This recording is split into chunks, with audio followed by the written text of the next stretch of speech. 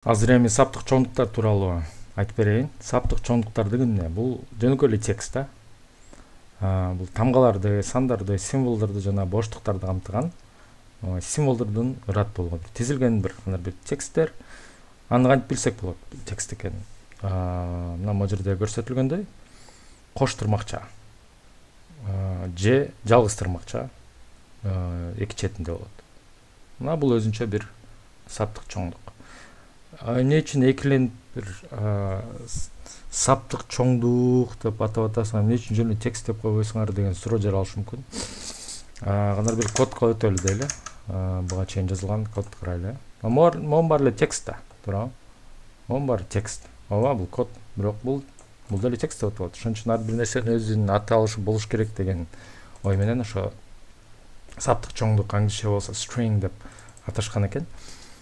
Негизи ошо анан эрежесин айтып кеткендей эле кош тырмакчага алсак болот же жалгыз тырмакчага алсак болот. Эми мисалдар келтирели. Бир чапталган деген өзгөрмө түздүм. Баягы чака деп атап атпам, ошо чакага могу бир кошуу боштук өзү көрөт атасыз, тырмакчанын ичинде ортосунда боштук турат. Анан 2 деп койдук. Анан print жардамы менен консольго ошо чапталган деген өзгөрмөнүн ичинде жаткан текстти чыгарайын деп атабыз. Бул ушул сыяктуу мисал буга чейин келтиргем. Өзүңүздөр мен ушул кодду жазып жүгүрткөнгө чейин кандай текст чыгаарын айтып көрсөңүздөр өзүңүзгөргө. Могул жерде кандай болот экен? Ошону кандай деп ойлойсуңар? Көп көбөйтүлгөн 10. Бул эмнени билдирет? Мына узартылган деген өзгөрмө түздүк, ага көп деген сан жазып атабыз, бирок аны 10го көбөйтүп атабыз. Бул да кызыктуу нерсе. Азыр мен муну редактордон көрсөтүп берем.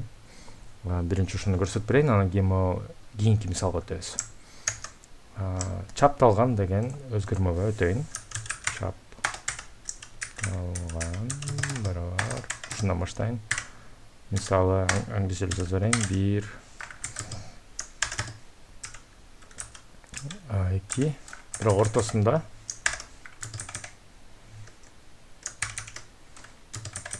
дагы бир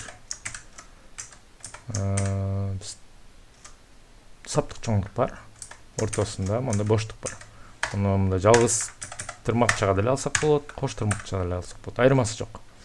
Экөөнүн эч бир айырмасы болбойт. Өзүңөр калган учурда калганын колдоно бергиле. Анан print чапталган.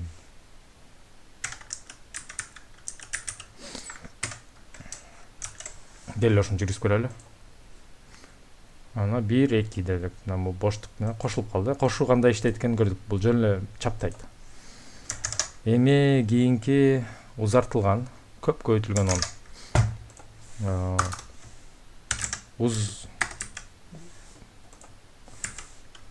Узар деп эле кыскартып айтып коеюн. Мисалы many көбөйтүлгөн 10 дедик, муну print узар дейли.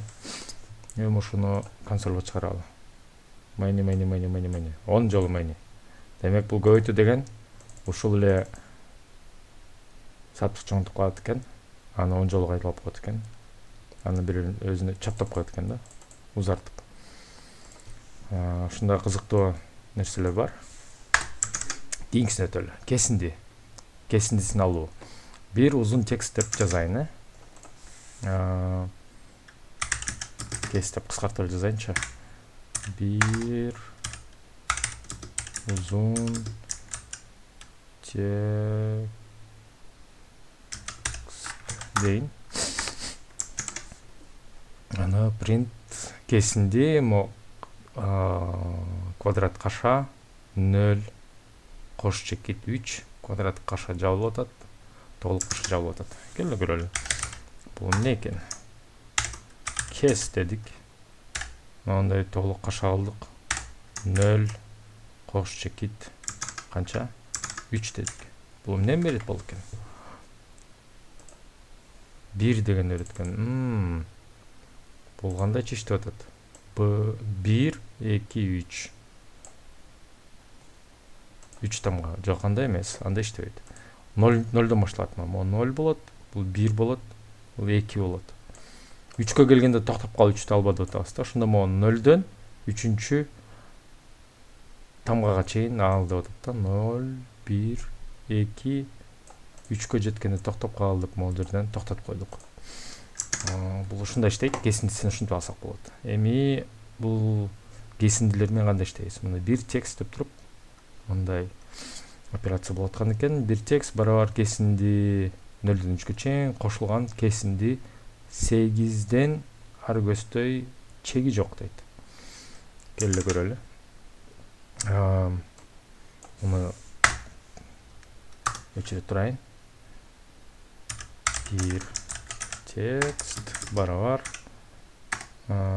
кес 0дон 3кө чейин жанагыдай кошулган кес 8ден ары чеги жок дейт да.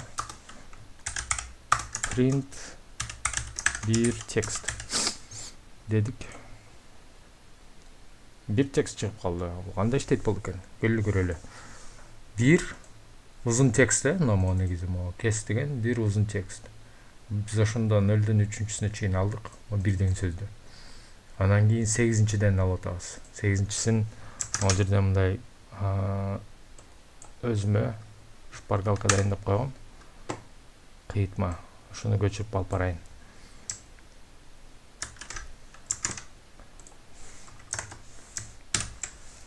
Бир узун текст 0дон баштап 3кө чейин келдик да, токтодук, бир деген сөздү алдык. Анан 8ден баштадык. Могу баштаганда камтылат да, 8 деген санга. Ошондо 8ден баштап баары чеги жок, аягына чейин дедик да, могу. Ошентип бир текст деген сөздү алып алдык. Бул ушундай иштейт. Ушундай кесиндилер менен ушундай иштейбиз.